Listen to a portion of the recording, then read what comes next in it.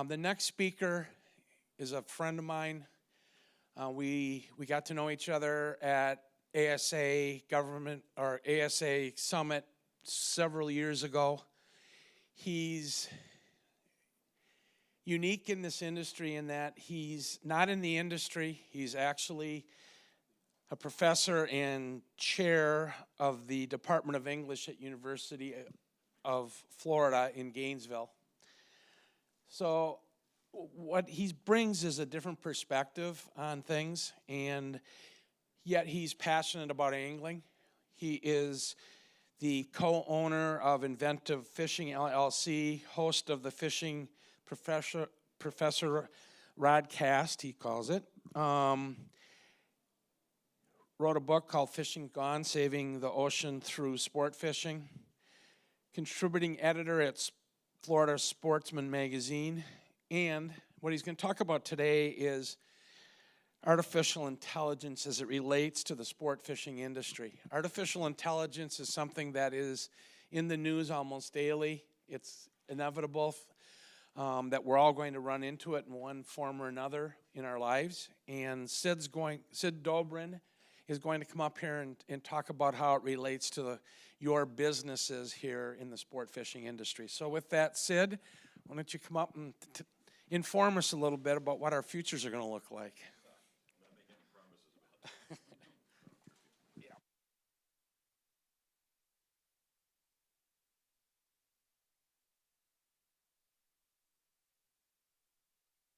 Thanks, Pat. Everybody hear me? Right. I'm good. Can you hear? You all can hear me?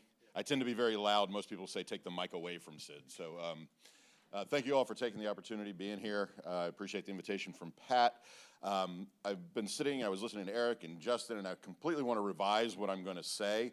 I'd much rather that we passed around beers and bourbon and just sat around talking about fishing for the next several hours. But instead, Pat's holding me to an agenda here. Is there a frame for the stream I need to not step out of? So am I good? I'm always, okay, we're good. So yeah, I'm going to talk about artificial intelligence, but I'm going to talk about it in kind of a different way.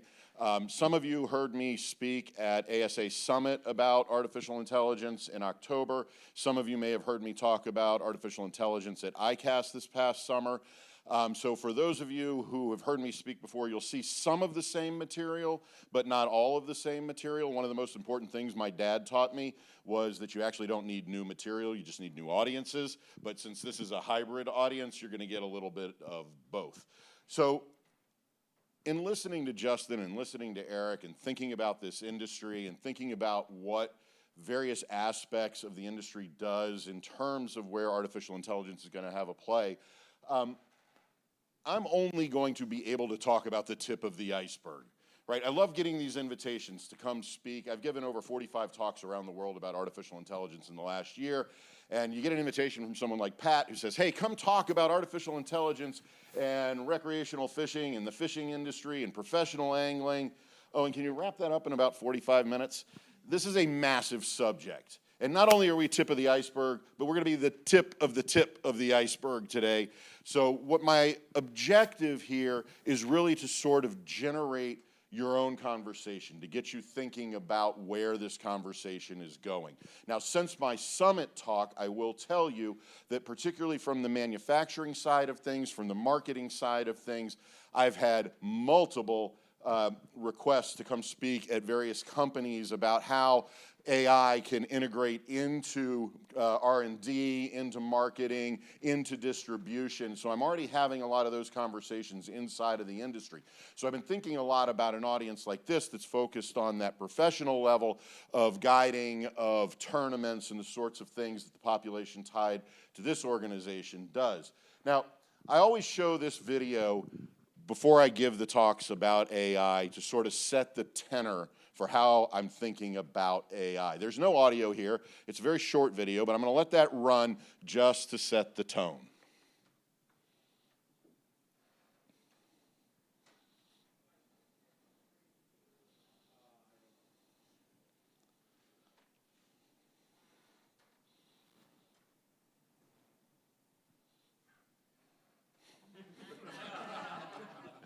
We're playing with a different set of rules now. And the machine doesn't necessarily operate by the rules that we've always thought come into play in terms of what we do.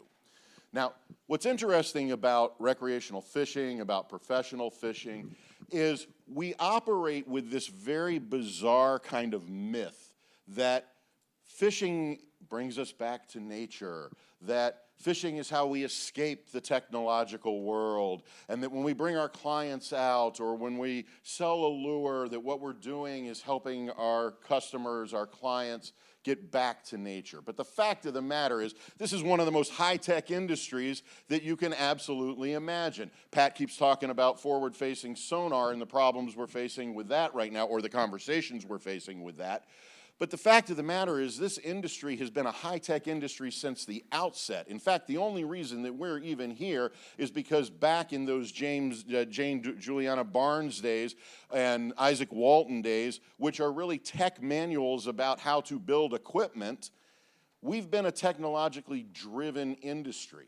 And it gets more and more so, particularly with things like forward-facing sonar. And we have to think through, how are these new technologies affecting not just the industry, not just what we do, but the very concept of what fishing is. When we say fishing, we tend to hear this, oh, I'm going to be out there in the pastoral world, getting back to nature. The fact of the matter is, what we're doing is stepping into one of the most high-tech industries in the world. And so I want to talk about how artificial intelligence then plays into that connection between technology and what we do as fishermen. So yeah, we're going to talk about artificial intelligence and the professional angler. Yeah, I generated that last night in the hotel room. That is an AI image. And as I will show you, and as you can see, we've all had the problem where the front part of the rod comes off, and but as I will show you, there's a particular reason those things happen with AI. Now, the thing about AI is, the only reason we're having this conversation is because last November, OpenAI dropped ChatGPT on the world. And the problem with ChatGPT was it was free. So everybody in the world started playing with it. If it had been proprietary from the outset, we wouldn't be having this conversation, because it wouldn't have moved across the world as fast as it did. But the fact of the matter is, ChatGPT brought to the fore the question of machine-generated writing.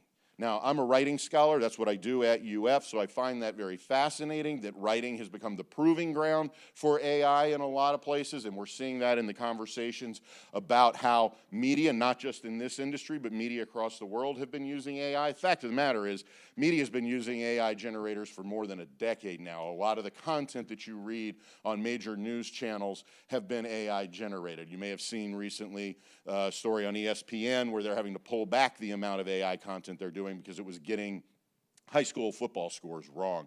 The fact of the matter is, most of the news we read is AI generated or AI augmented, the human-machine interaction and collaboration, not just made from scratch. But the fact of the matter is, AI right now is driving industries in things like chatbots and how we interact with customer service.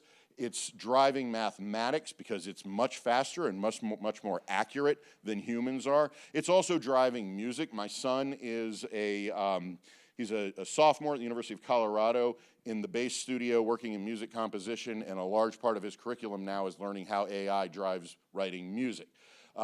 At a lot of the talks I do, in fact, I think I did this at ASA, I can play you music that took me 5 seconds to make that no human ever had anything to do with, and it's better than most elevator music you've ever had to listen to. So we also know that it's big in writing, in film editing, in filmmaking right now.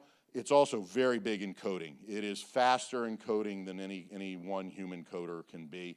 And it's also very big, as you just saw that quick picture I showed a moment ago, in image generation and image creation. And that has a lot of effect a lot of times on what we do, particularly, given what both Justin and Eric were talking about in terms of the visibility on social media, that need to project image, that now AI is having a lot of effect on that. Now, I'm not going to have the time today, but one of the things I do, both in a course that I teach at UF and in a lot of talks, is I can walk you through how image generation has always been there for us. The moment we invented the photograph is also the moment we invented photographic manipulation, and we could talk about what effect AI is having on the representations that we're having, and I'll come back to that in a moment. Part of the other issue here is the velocity at which ChatGPT has taken over the visibility of AI in the world. If you look at all of the apps that have come out since we became an app-based culture, ChatGPT took 5 days before they had 1 million people using this application. The closest thing to that was Instagram, took 2.5 months before that was how many people were using it. How long it took before 100 million users? ChatGPT took 2 months before it had 100 million regular users. TikTok, the closest thing to that, was 9 months. So the velocity at which ChatGPT was being used became really crucial to why we're even having this conversation right now. So what my job is, or at least I take as my job when I have conversations like this, is to do 2 things. First, to demystify and understand how these things work, and then to talk about how we can deploy them in our industry or in education or in whatever it happens to be. Now, when I do this, I generally talk about the big questions, the conceptual questions. How do we think about the ramifications of this? What happens when we use AI? What are the big ethical questions? What's happening to our industry or to culture when AI becomes the dominant way in which we're making stuff? And then, more importantly, I think in an industry talk like this, is that question of applied AI. How are we deploying it? How are we using it? And I'm going to talk about that a little bit more as I move on. Now, for me also, and Pat mentioned my book, Saving the Ocean Through Sport Fishing, conservation is a huge part of what I do in a lot of the work, particularly ocean conservation. And one of the things I'm interested in are what we talk about in terms of the material consequences of AI, thinking about what are the actual impacts on our planet when we have to have all of these devices to run these things. So the mining that goes on in Congo that's fueling civil wars because of conflict minerals, or the e-waste and what's happening in the leaching of the chemicals from our discarded electronics into local waters across particularly the global south. But for me, we're starting to see Google and Microsoft in particular starting to use massive server farms stored underwater, because the server farms that are required for AI to work generate an immense amount of heat. And so they're experimenting with now storing their server farms under the ocean because we needed our warming oceans to warm more. So I'm also very concerned about those material aspects, but I'm not going to get into that part of the conversation today. So let's start to demystify what AI is, because most people, not just you, not just me, but most people, when they hear AI, are reacting to the movie version of what AI is, that Skynet's going to take over, that Hal's going to open the door, you know, all that kind of stuff. So we operate with a very, very popular narrative of what AI is, but I want to make sure you understand what AI is, how it works, and I'm going to do that fairly quickly. First of all, let's talk about a computer program. A computer program is simply a set of instructions that tells the machine what to do. That's all a computer program is. Now, I will tell you, my first teaching gig way back when was teaching basic programming. So I would teach basic programming and then go across the hall and teach technical writing. And for me, these things were very connected, that computer programming was a part of how we were going to think about how writing was going to unfold. Now, artificial intelligence, even though this conversation seems to have been dropped on us over the last year, 2 years in particular, has been a concept that's been in place since the 1980s. It's a terrible term. It has nothing to do with artificiality. It has nothing to do with intelligence. What it has to do with is very complex computer programs. But because Alan Turing used the term back in the 1950s to see whether a machine could mimic human problem solving, we got stuck with this concept of artificial intelligence. So I don't spend a lot of time actually thinking about whether this is intelligent or not. I spend a lot of time thinking about how these programs work. So artificial intelligence, AI, is basically an analytical tool. It is a computer program that can take a massive set of data, an immense amount of information, and analyze it and find answers to questions based on that analysis. It's basically the same thing that you do if you read 12 newspaper articles about the same subject and try to figure out what are the common themes here, where's the information here. That's a very reductive way of talking about it, but that's what it is. Now, generative AI, AI that makes stuff like ChatGPT or OpenAI's DALL-E, which makes images, takes that analytical data and rearranges it to try to put out something that looks new. Everybody follow so far? That's all that it does. Let me show you how that works. So the way that works is you as a user give the platform, if it's ChatGPT, we'll go with that, but I will tell you, and you're going to see this in just a moment, I'm very hesitant only to talk about ChatGPT, and you'll see why.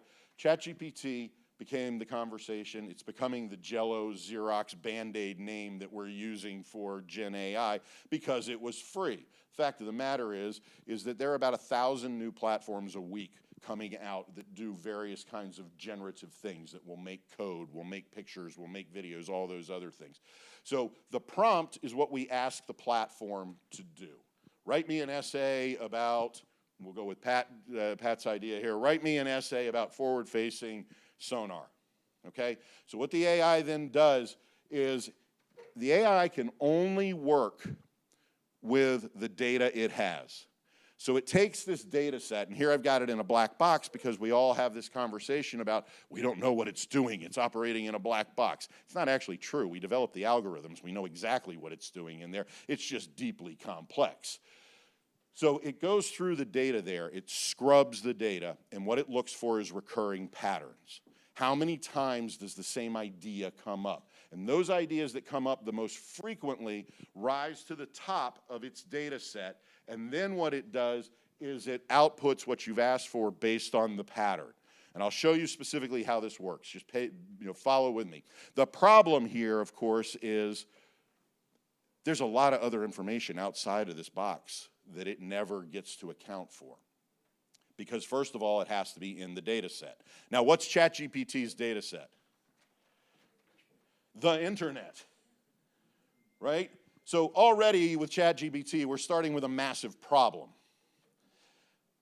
ChatGPT, generative AI really requires only two things to work: a massive amount of data and massive computer processing ability. ChatGPT is problematic because its data set is everything on the internet. So I could actually game the system and publish 10 million articles over the next 6 days about why forward-facing sonar is the best thing that's ever happened.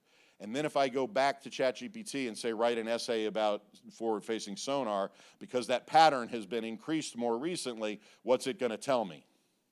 It's going to tell me that forward-facing sonar is good. Now, the implications, of course, are not just about forward-facing sonar, but think about what we're seeing in the political realm these days, and misinformation, and what happens when a politician's story repeats so often that it becomes elevated in the pattern sequence inside the data set. That becomes the knowledge system, right? So that's where a lot of the problems come in. But that's how it basically works. Now, the problem right now, as I said, is that ChatGPT sparked all of this. But what we're seeing now is that about 1,000 new platforms are coming out each week. They are proprietary, so the data is more specific. It's not the internet. It's subscription-based, which means not everybody can afford to get access to it, and it's usually disciplinary specific. So for instance, in the pharmaceutical industry, there are several LLMs that are just actual pharmacy research data. So its output is much more accurate. You don't have to have the problems you get with ChatGPT. So if you ask, ChatGPT, invent a cancer drug, you don't want to trust it. But if you ask this pharmaceutical, you know how many new drugs have been developed that we thought we could never develop over the last year have popped up because of these kinds of data sets? It's been remarkable. Now, interestingly, about 12% of the top 1,000 web pages out there are now using blockers to prevent OpenAI and ChatGPT from taking their data.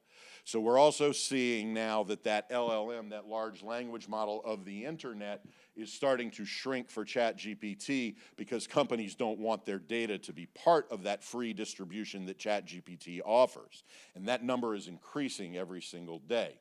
You may have seen in the news this week that New York Times is now suing OpenAI for taking their free data from New York Times and claiming this is a copyright violation and that is royalty-controlled data. And so we're seeing ChatGPT start to take some hits from some pretty big players in the media organizations right now, too.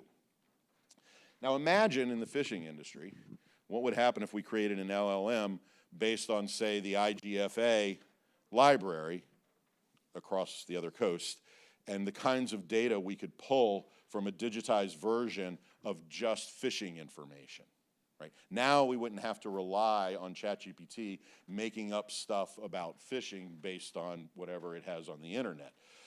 But what also happens if we took every bit of content out there on social media, as we heard Eric and as we heard Justin talk about becoming more and more important, and we're able to draw from that in our own LLMs to have just fishing-specific data. So there are a lot of rich possibilities of what is out there already being consolidated into AI that we could use specifically in the industry. Now I want to talk about hallucinations because this is the part where everybody goes, yeah, ChatGPT gets everything wrong. Yeah, not everything. But, and some of you have seen me do this before, so like I said, the jokes are all written into the script, so Mike, don't yell my hot punchlines out early. So a hallucination is what an AI gets wrong. So when ChatGPT came out, and it's based on what's called statistical guesses. If the pattern doesn't fit the question, it guesses what the next best thing is, right? Have you used, when you're texting and it suggests the word and it's not the word, that's a statistical guess. It's more likely that most people would want the word it suggests, but it's going to give that to you even though it's not the word you want. That's a statistical guess. Proxy variables are when it just crams whatever it can in the missing gap just to fill in the space. Because unlike Spicoli and Mr. Hand, AI will not tell you, I don't know. It will not say, I don't know how to solve this problem. It just fills in the gaps. So when ChatGPT came out, being an angler who does a lot of salmon fishing in Alaska, I was curious and just playing around and asked ChatGPT, give me 12 facts about salmon. This was one of the facts it gave me about salmon. Can't really argue with that as a fact, right or wrong, but my curiosity went beyond that, and I took this exact quote and I plugged it into ChatGPT's sister platform, DALL-E, which is an image generator. It will take the words you give it and it will make a picture from those words. And this is the image I got back. Now, the reason I got this back was at the time, if you looked on the internet, there were more culinary images of salmon because of the global focus on salmon as a health food than there were fishing, ichthyological, ecological pictures of salmon in rivers. But what has happened is over time, as more people have used this platform, the AI data set readjusts, the patterns become different, and it, quote, learns what you mean when you say swims versus something culinary. I redid this exact search. Today is Saturday. On Thursday, I was giving an AI talk in Mel Beach to Eastern Florida State College, and so that morning I redid this. So this is actually less than 3 days old. This is what DALL-E now comes up with. Now granted, those aren't exactly salmon. They're kind of salmonoid-ish at best. But, and this is what Adobe's Firefly, I work as a digital thought leader for Adobe. This is what Adobe's did 3 days ago. So it's starting to get better.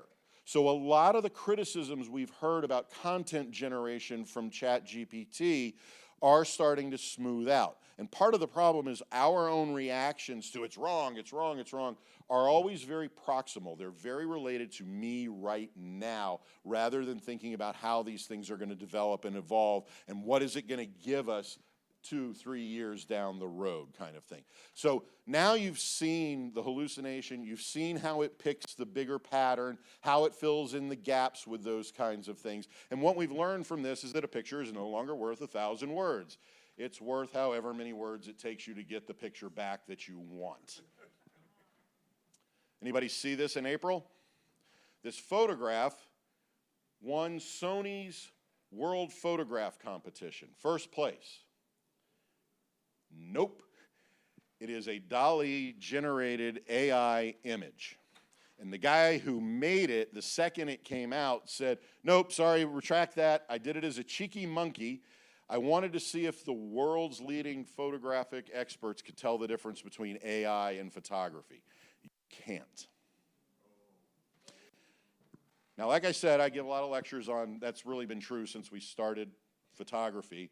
I always find it interesting that we rely on things like pics or it didn't happen or photographic evidence and those kinds of things when most of the images we've ever seen have been manipulated to some degree or another. Now I can simply create reality the way I want it to be.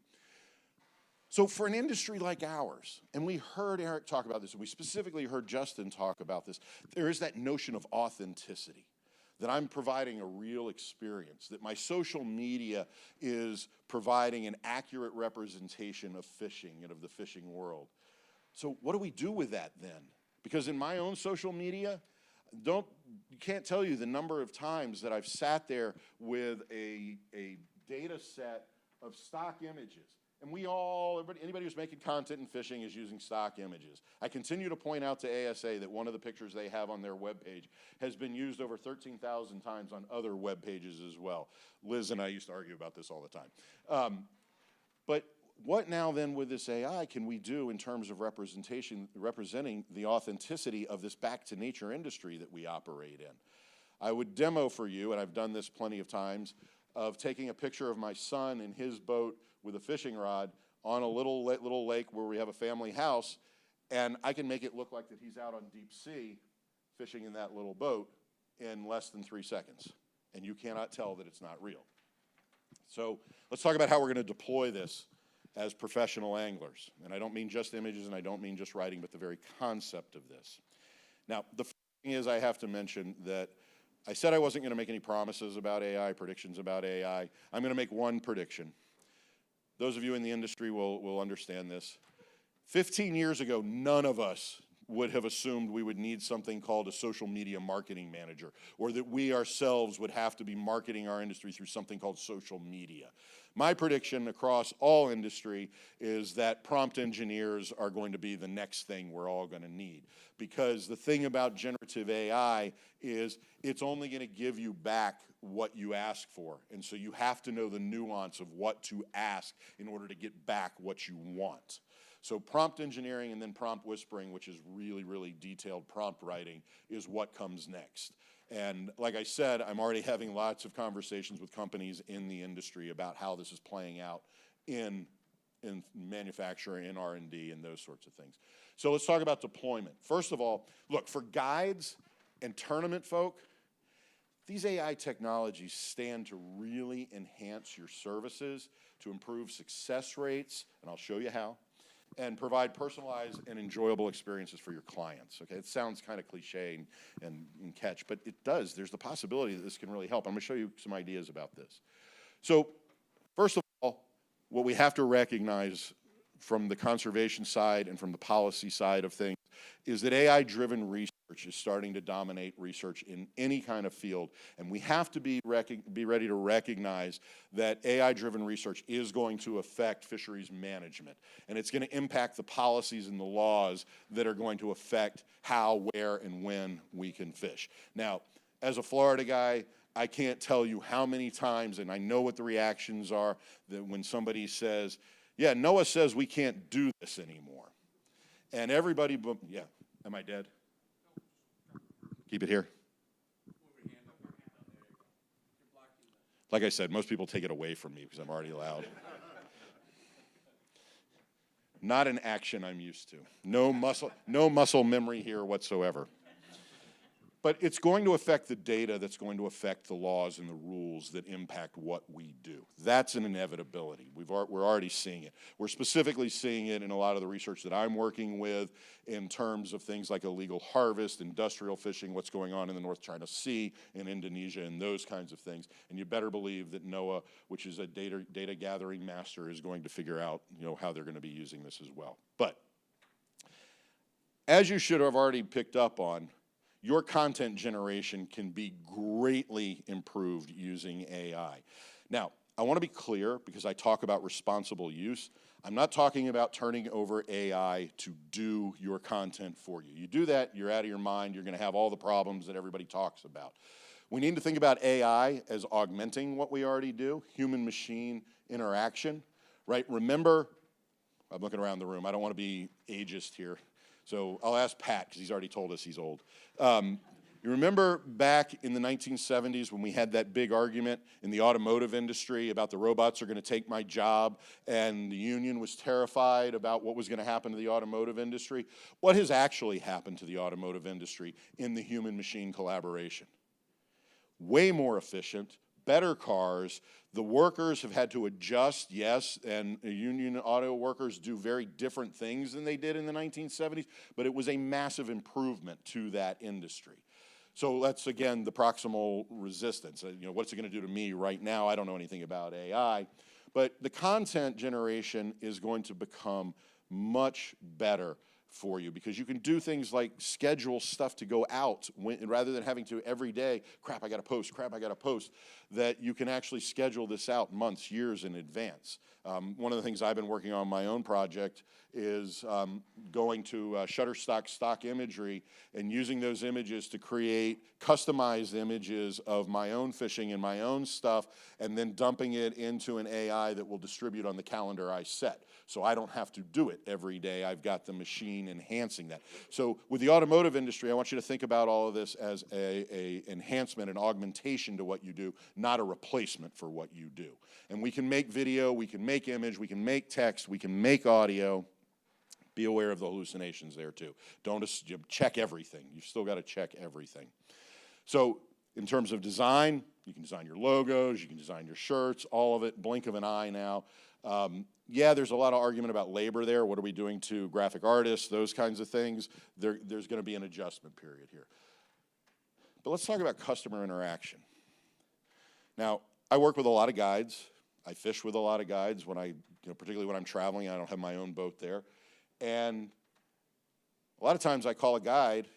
I now know you don't call a guide at 11 o'clock in the morning or 12 o'clock in the morning, because they're not answering. They're on the water with a client. But what if a chatbot answered and talked you through the registration part of it? Talked through, here's what we've got available. Chatbot makes a lot of that, bringing customers in, because what happens if I am calling during my lunch break 3 times this week to set up a trip to be able to go, with Debbie Hansen to fish for peacock bass while I'm down here, and Debbie's not answering her phone? But what happens when the chatbot says, hey, this is Debbie's chatbot, here's what we've got available, let's talk through this, and now you've got interaction with your customer rather than voicemail. Same thing on your web pages with a visual assistant. Be able to chat and converse back and forth. And what's really interesting is if you look at the medical industry, they're doing a lot of this now. Rather than having to talk to a doctor or an RN, that you're going straight to a chatbot, straight to a video avatar to have those conversations. Now, here's the other thing that I haven't quite wrapped my head around how to do this. Why do people fish with guides? To learn, to get that local knowledge, right? That here's somebody who is saying they know what to do here. And if I'm just coming here for a week, I want somebody who knows what they're doing, that has that local knowledge. Now, you could, and I've done this, I did a story for Saltwater Sportsman several years ago on bone fishing in Hawaii, and I told myself, not talking to guides, I'm going to learn this. And so I spent 2 weeks learning how to do it. The guides were pissed when we published this article. You need to tell them to come see a guide, not how to do it. But AI can start to analyze all the local knowledge that's out there already, that's taking all those articles, taking everything that's been written about peacock bass fishing in Southwest Florida, and begin to provide more information that a guide can then turn to and really up the expertise in that area. Because let's face it, a lot of us as guides, and I guided very briefly, I tournament fished very briefly, a lot of us are operating with our own egos. I know this really well. I don't need to know what that other guide is doing. Yeah, we jaw back and forth. Hey, where are you right now? I work with a lot of guides who are always on the phone going, are you getting a bite over there? Can I bring my clients over to your side? Those kinds of things. But think about what this amps up for local knowledge. And anybody use iAngler or any of the other apps? What kind of data do you think they're gathering on everything you're posting? all that local knowledge. Even if you're keeping things about, I'm not telling you exactly where this is, I'm not giving you GPS numbers, it's picking up all of that data, what baits, what was the water temperature, what was the wind doing, what was all of that, it's aggregating it into knowledge that becomes part of that local knowledge base. Now, simulation and testing, there's some really cool apps out there that you can create scenarios with and say, okay, I'm trying to fish Fort Myers in January, we've got a rainy morning, we've got a northeast wind. What are my most likely locations to go to in these conditions based on the data that's out there? What lures do I want to use? What's my retrieval rate? Am I fishing East Bank, West Bank? All that kind of stuff. You can run scenarios through these apps to figure out what I'm going to do. Now, a lot of me, when I think through this, I get frustrated and go, wait, there are a lot of people out there who have spent their lives learning this stuff and really want that authenticity of that information. But this is available. This is the same thing when I started writing for fishing magazines, was that debate about, yeah, but shouldn't they have to go there and learn the water to pull this off? Or what if they're traveling and they just read my article and now they know how to go and it's going to interfere on the locals fishing or the local guides fishing? But we've always operated as an industry of sharing particular parts of that information. This is going to up that ante in a big way.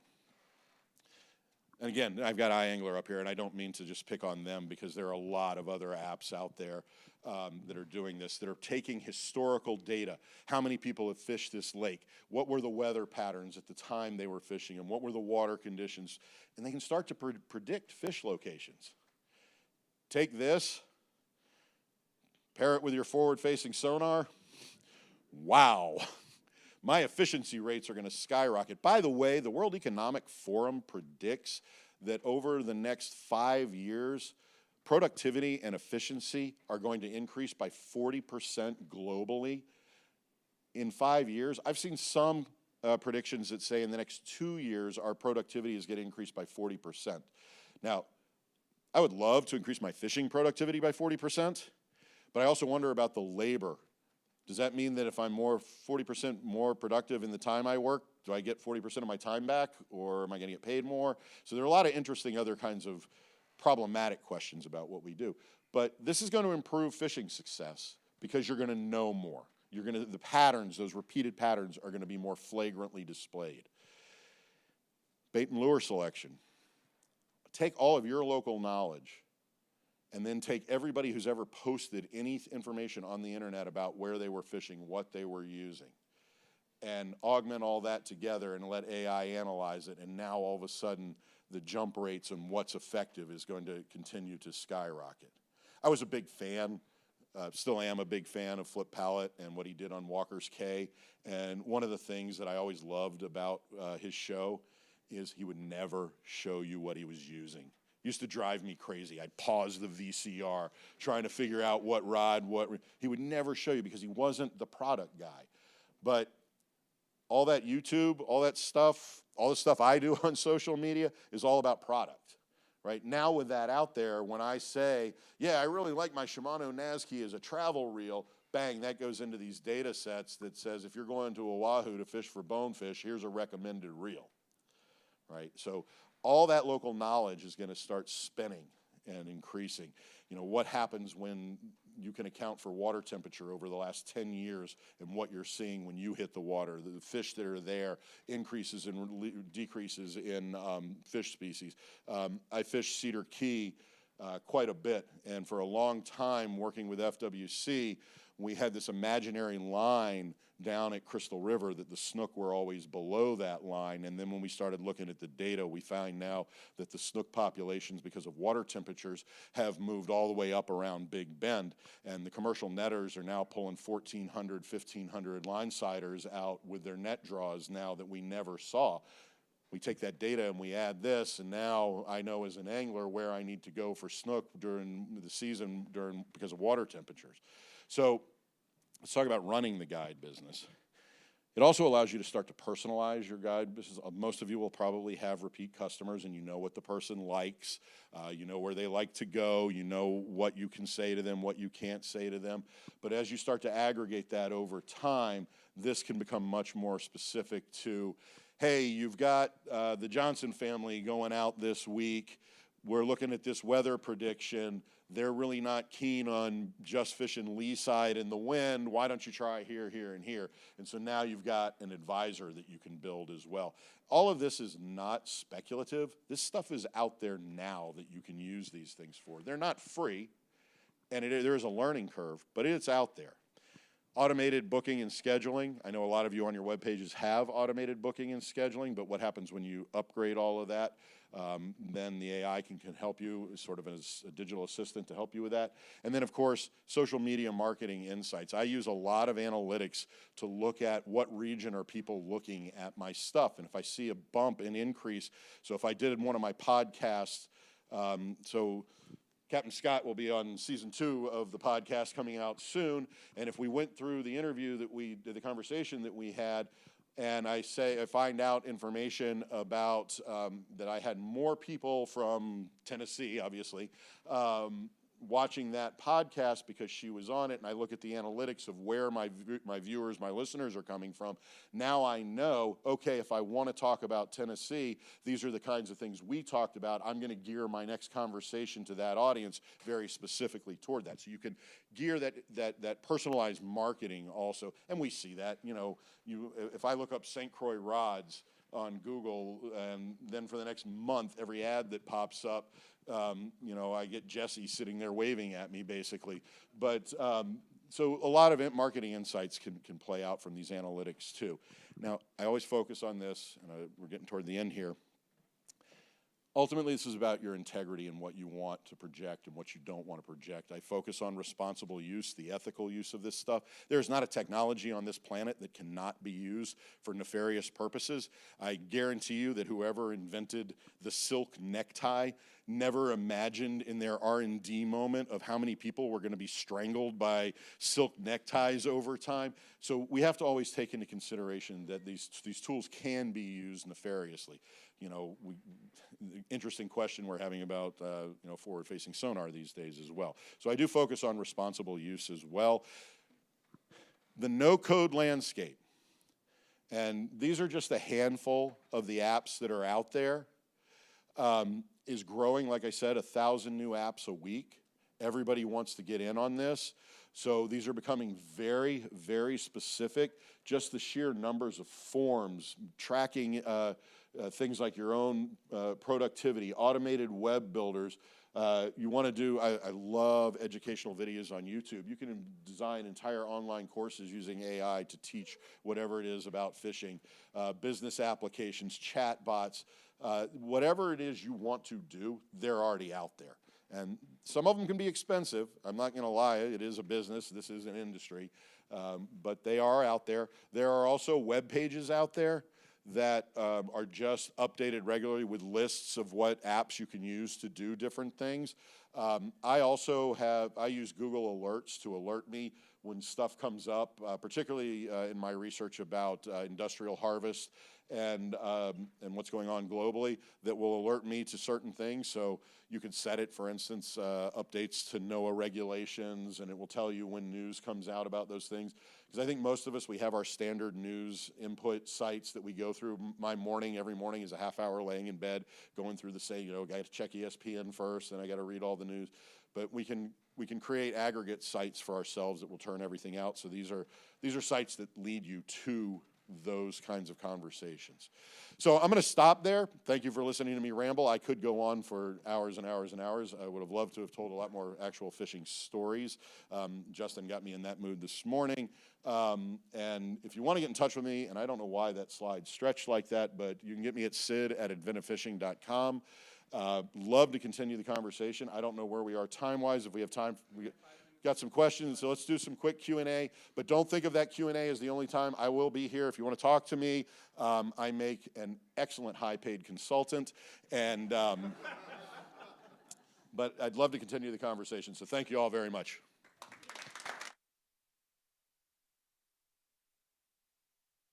Time for questions. Someone's got to have some. Well, let me ask one.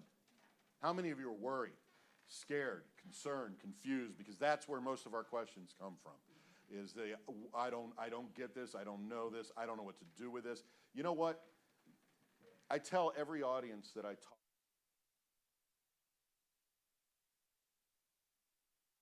If you don't want to mess with this stuff, don't mess with it. Yeah. Yeah, I'm concerned because I use it all the time. So, Almost, I would say, 80% of the videos that I post that do really well, 2-3 million views on like Instagram, TikTok, whatever. It's like AI. I use AI all the time. And you know, you still have to have those ideas, but when you combine the ideas with AI, it's crazy. how has that affected your efficiency in generation? Does it increase the numbers of videos you're able to do? Oh yeah, it increases the numbers, it increases the effectiveness of like, you know, how many people are watching. It's crazy. Yep. Yeah,